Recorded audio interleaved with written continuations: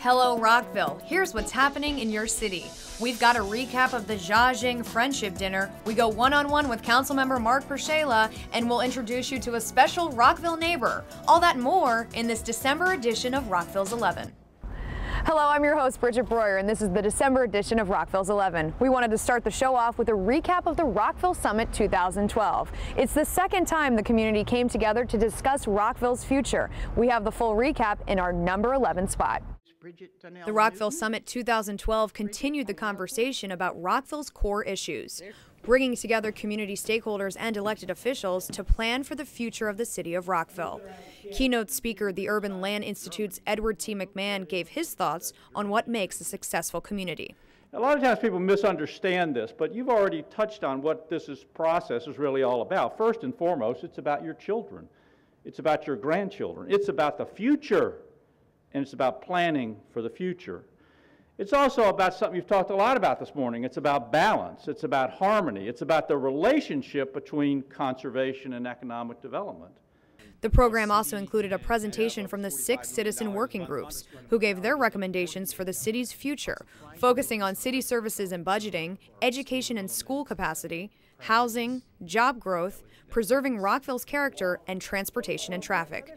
Members of the mayor and council attended the summit and spoke with us after the event. So many concerned, interested, marvelous citizens in this city that want to participate. You know, Rockville's always been on the cutting edge of everything, and today we had that reinforced. The speaker, Mr. Ed McMahon, was absolutely on target for me. I found myself identifying endlessly with his remarks.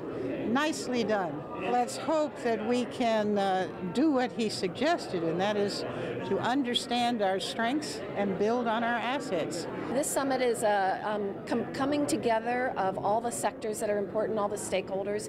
In Rockville, we had over 85 Rockville citizens who took place in the 6 different summit groups. Today was quite an amazing experience. Each group did a presentation brief, and then there was a speaker, Ed McMahon from the Urban Land Institute. Unbelievable how much his words resonated with what we are trying to do in Rockville in terms of planning for the future and bringing everyone together to figure out where do we want to go and how are we going to do it. This is going to feed into our master planning. This is going to feed into all of the things that we discuss as far as budget, economic development, and the like. This is Rockville at its best. You know, this is Rockville citizens participating and getting together and working very hard to show the community and the elected leadership where we want to go. Since I've lived in Rockville, one of the things I've heard about is the effects of the Imagine Rockville process that we had in the 90s. And I think this will have the same kind of impact over the next 5, 10, 15 years. The next steps for the summit, the citizen working groups will present their reports formally to the mayor and council on November 19th. Keep it on Rockville 11 for more updates on the Rockville Summit, and go online to rockvillemd.gov/summit to learn more. Representatives of Jiaxing, China recently attended a friendship dinner here in Rockville. Our Rockville's 11 Jennifer Ligsay has the full story in our number 10 spot. The friendship dinner kicked off Jiaxing's visit to Rockville as the two cities continue to strengthen their relationship. Oh, it's wonderful. Anytime we can celebrate the international nature of the city, it's an exciting time. While the city of Rockville and Jiaxing, China are currently friendship cities, a formal sister city relationship is still in the works. Councilmember Mark Pierzchala's visit to Jiaxing this past summer and Jiaxing's return visit to Rockville this November are more steps in the process to making the relationship official. I think there's opportunities here. There's cultural and education opportunities for sure, but there's also the scientific and business opportunities. And you know, we are growing in our economic relationship with China, and so it's just a good chance to get in there. Rockville already has a sister city in Pinneberg, Germany, and adding Jiaxing, China to the family would be significant for the city. You know, the folks from the eastern part of the world have found the city of Rockville to be a wonderful place to live, bring up their children. Now almost 20% of our population in the city is Asian connected in some way or another. It's a tremendous change and a tremendous growth for the city of Rockville. And really, I think, keeps us vital. As part of the itinerary for the delegation's visit, attending the Rockville Summit was a highlight. They've enjoyed it so far. They really have, and they're continuing to enjoy it. Today's economic summit, I think, was very interesting for them. So I'm looking forward to having further opportunities to get together with them, and I think they are as well. And as a symbol of the relationship's new beginnings, a peony garden was planted. A family up county had an apparently beautiful and large peony garden that they were willing to give up, and they have donated a significant number of peonies to the city of Rockville to plant as a friendship garden with Jiaxing. Peonies are a very important and significant flower in Chinese culture. So right now we're friendship cities, and I think, to be honest, that's a good place to be at the moment, and we can continue to teach each other and learn from each other in that regard and as the process moves forward. The Jiaxing delegation hopes to work more with the city of Rockville as the relationship continues to grow. 等待我们今后往来更加密切，我看这个友谊，应该要保持下去，要更加巩固和发展。 They hope that we have more opportunities to welcome you guys to visit Jiaxing and to know more, and we have more opportunity to work together. It's sort of a year at a time thing. So, you know, in a year or so, we'll probably have another delegation or a visit over there. And it's not a formal sister city yet, and you have to build to it. You have to establish a relationship, and there has to be some sort of history behind it. So it'll build slowly. But, you know, we're in it for the long term.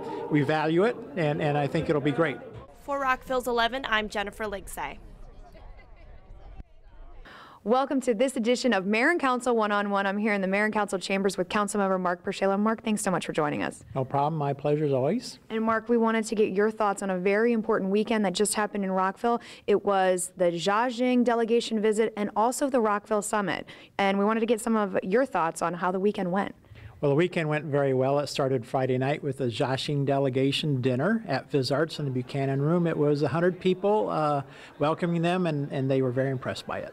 For our viewers out there who don't know kind of the history, this relationship started back in 2009, I believe, or maybe even earlier than that, when we decided to enter into a relationship building kind of experience with the city of Jiaxing. Right. Actually, the first overtures were in 2006. Sally Sternbach from Ready, Rockville Economic Development Incorporated, went over there, and but there's been a prior visit here, a prior visit to Jiaxing.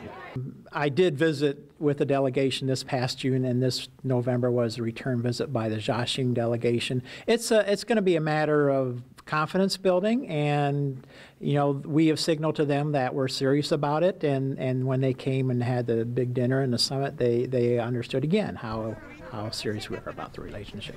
Why is it important that a city such as ours has a sister city relationship with another city besides Pinenberg?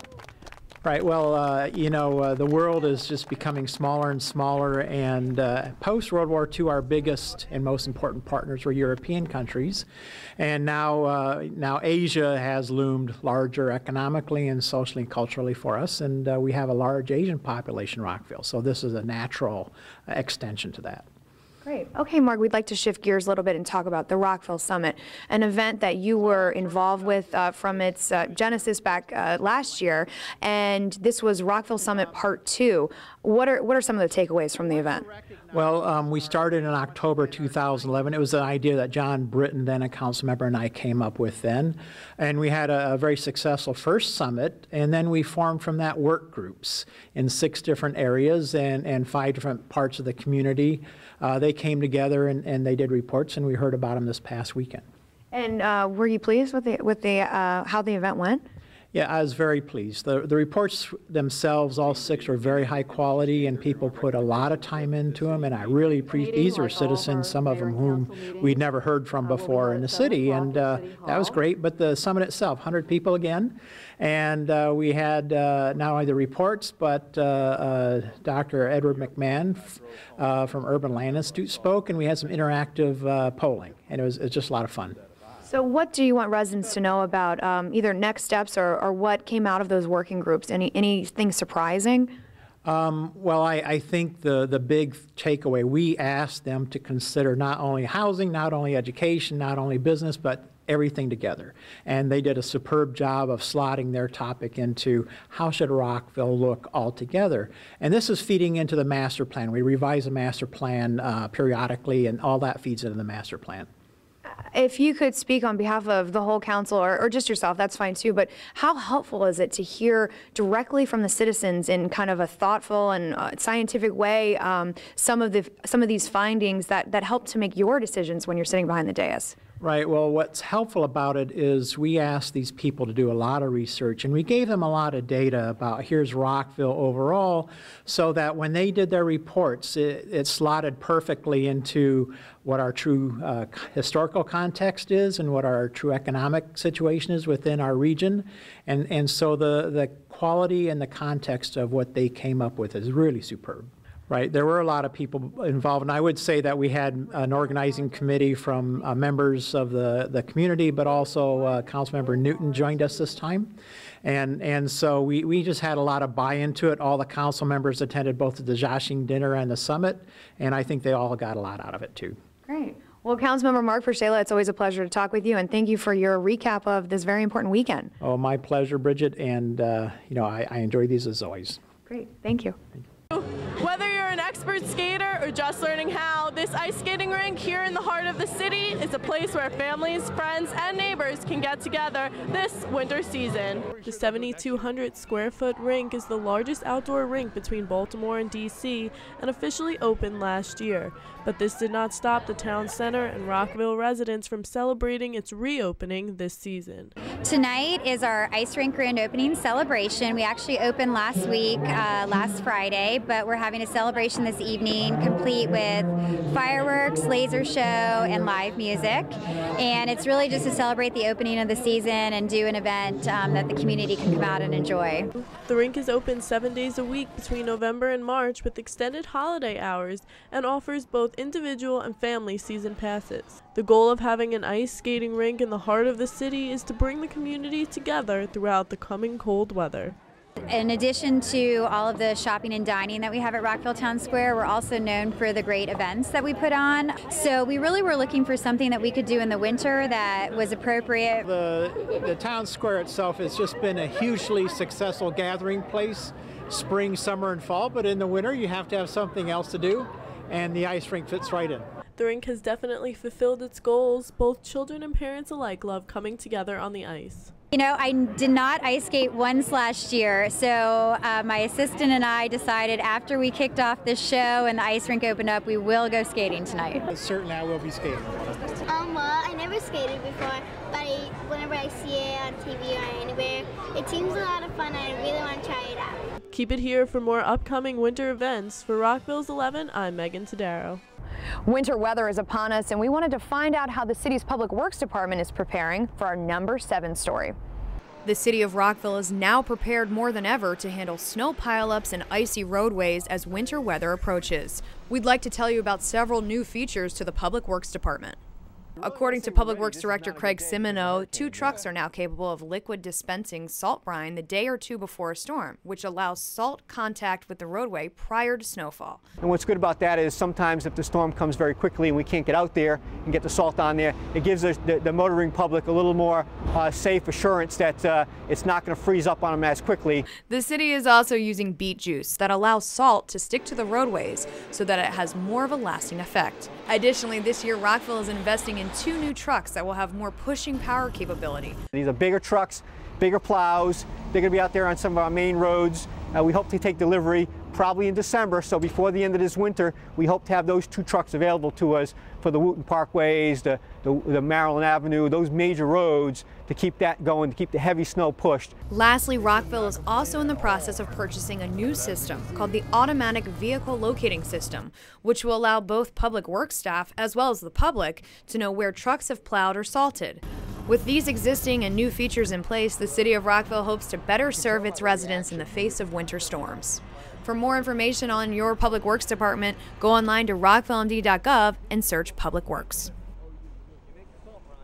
As the city prepares for winter, we wanted to check in with City Forester Wayne Knoll to find out the best way to take care of those trees in your yard for our number 6 story.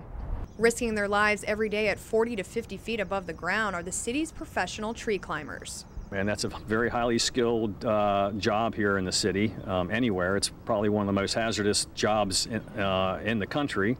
And you know, what they're doing is looking for dead limbs, again, like I said, dead limbs, split limbs, cracked limbs, interfering branches, and they're also, this tree's getting so big that they need to prune the tree away from the mansion itself to have clearance, just so that the tree limbs aren't hitting the mansion and damaging the structure as well. So they're doing a couple things as far as just general maintenance on the tree. City Forester Wayne Knoll wants residents to know that maintaining a tree is essential, especially with winter weather on the horizon. And you should be maintaining your trees regularly to minimize damage. You can't eliminate damage. You know, in a storm event, anything can happen, even to a very healthy tree. But if you recognize defects in your trees and take care of them, take off cracked and split limbs, dead limbs, you can greatly minimize the damage that can occur to your trees. You can see green in your wallet by putting a little more green in your yard. The city's Environmental Management Division offers rebates for planting trees, plus Pepco is giving away trees.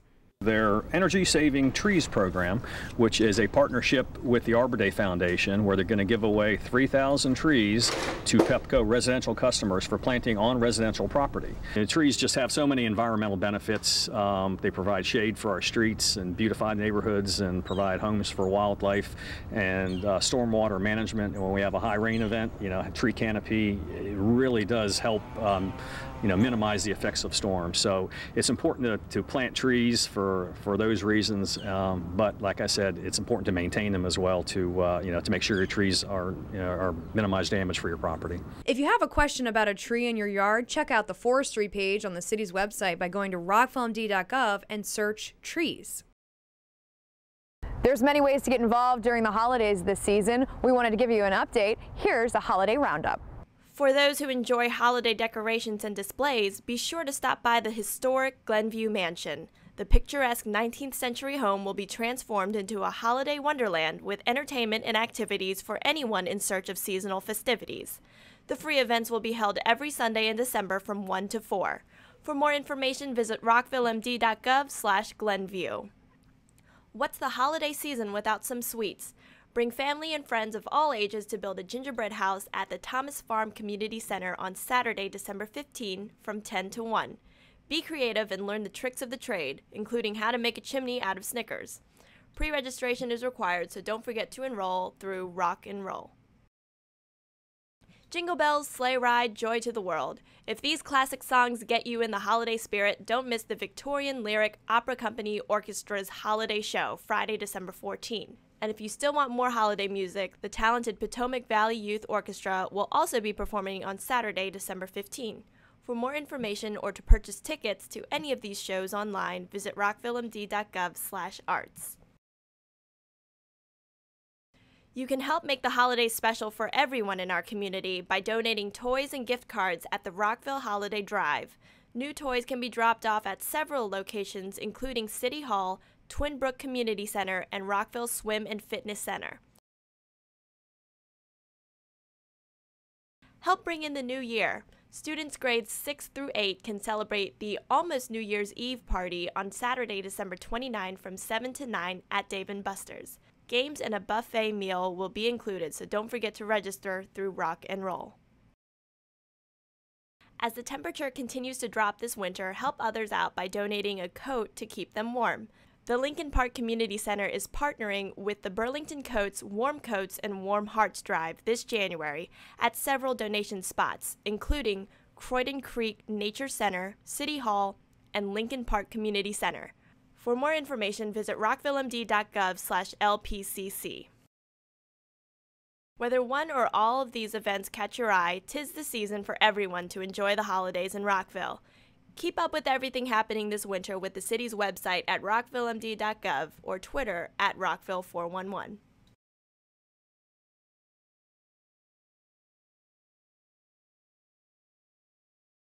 Rockville is always out front and with wonderful ceremonies for special days, and And I think the Veterans Day one is one of the best. The mayor and council, residents, and veterans gathered together at Rockville's Veterans Park to recognize and honor those who have served our country. I've gotten to know so many people who have served, and my husband did, and the people who really gave their lives for our country, and yet I think they're our role models. It's a moving day. It's a day that makes people who still carry that desire in their hearts to come and recognize those who have shared their enthusiasm for keeping this country free. I think it's important to do several things, to honor obviously those who served, those whom we've lost as well, but also to give our community and our nation a sense of our purpose. Michael Marceau served in the Vietnam War. He shared his thoughts on how he thinks the country should move forward to not only honor, but help the nation's veterans. I think that we need to bring our veterans back and give them some job training so they can become part of the civilian world, repair those bridges, those roads, those electrical systems, teach them about green jobs, teach them how to get involved in their community as teachers, as instructors, as mentors to some of the younger generations. For more on Rockville's veterans, be sure to watch Rockville 11's special documentary called A Salute to Rockville's Veterans. You can watch this on our YouTube channel at youtube.com/City of Rockville. Now it's time for one of our regular features called Meet Your Neighbor. It's the segment where we introduce you to some of Rockville's special neighbors. Our Rocio Snowdy had the chance to sit down with Roald Schrack for our number 3 story. Hi, this is Rocio Snowdy with the Meet Your Neighbor segment. Today I am introducing you to a neighbor whose vast life experiences and passion for science has shaped the many ways he contributes to his community today. When I was 7, my father shipped me off to Indiana, where my maternal grandparents were Mennonite farmers. That was a great period of my life. I worked hard and didn't have too much to eat, and as I told my grandchildren, that is what I attribute my happy longevity, that I was overworked and underfed. And that's a good start in life. After living on his grandparents' farm, he went to New York City, where he attended high school and immediately after got drafted into the Army. I spent the rest of my time in the Army teaching radio engineering at Fort Monmouth Signal Corps School. And it was a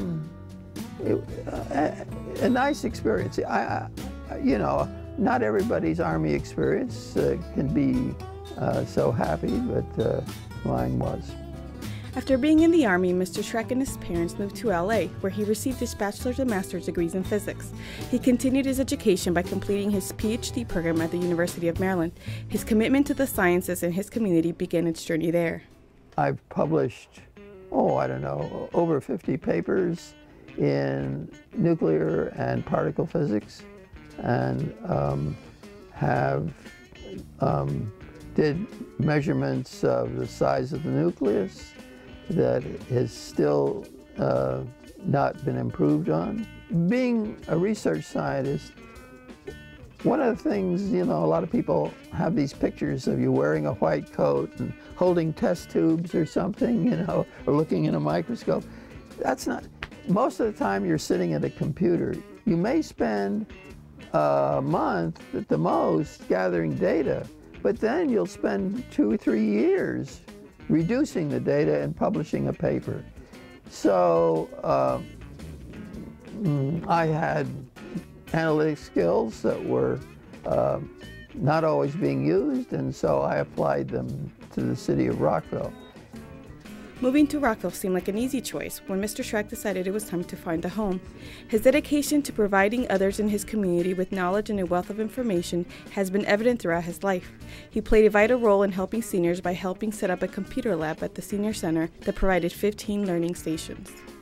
They were accepting donations of computers and trying to teach people, older people, how to keep up with their grandchildren. And so I helped them set up a complete computer lab entirely on donated equipment. I've tried to be a source of information in the community about how it operates and bring clarity to things that sometimes aren't so clear. Mr. Schreck has made countless contributions to his community. He founded the Rockville Community Coalition, served in many city commissions, has made analyses from every Rockville election since 1985, and is described as Mr. Rockville by some community members. My job is to motivate them and get feedback on how we can move ahead with making this a more effective city. For Rockville's 11, I'm Rosie of Snowdy. The Rockville Holiday Drive is in full swing, and our Rockville's 11 Chris Pfeiffer has an update on how some kids are helping out.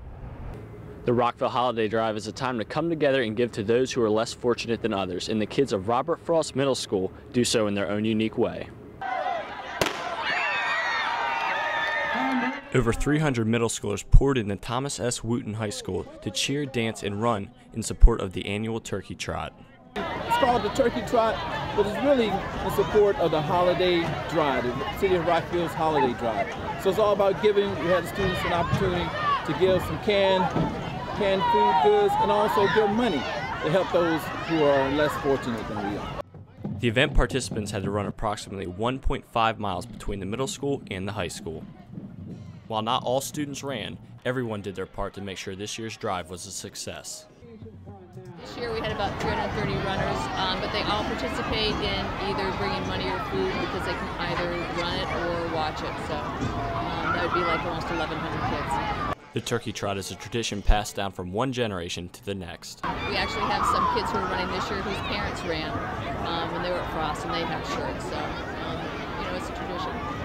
We love the Turkey Trot! Now for a regular feature called Quick Hits for our #1 spot. The Mayor and Council continue to learn more about the city budget through work sessions this month, which will cover topics including city contracting, biennial budgeting, and costs and revenues associated with development. The city finance staff will also kick off the formal budget process with a preview of the FY14 budget. You can learn more about the 2014 budget by visiting the city's website at rockvillemd.gov/budget, or stay up to speed on all the mayor and council meetings by watching on demand at rockvillemd.gov/rockville11. We wanted to let you know about a new award the city recently received for the completion of the new police headquarters. The new headquarters made use of the historic 1939 post office right in downtown Rockville and included the addition of an annex building, bringing the entire police force all under one roof. Montgomery Preservation Inc. awarded the city with the Award for Historic Preservation for the adaptation and reuse of an historic resource. For more information on the post office transformation into the new city police headquarters, visit rockvillemd.gov/police. The Stone Street pedestrian bridge was taken down in March of 2011 due to infrastructure damages, with the plan to rebuild. The new bridge has not yet been built, and the mayor and council want to hear from you about this project. There will be a public hearing on the replacement of the bridge at their meeting in City Hall on January 14th. If you can't make it to the meeting, you can still send an email to mayorandcouncil@rockvillemd.gov until January 28th to give your feedback. Well, that's it for this December edition of Rockville's 11. I'm your host, Bridget Breuer, and on behalf of the whole team here, thanks for watching.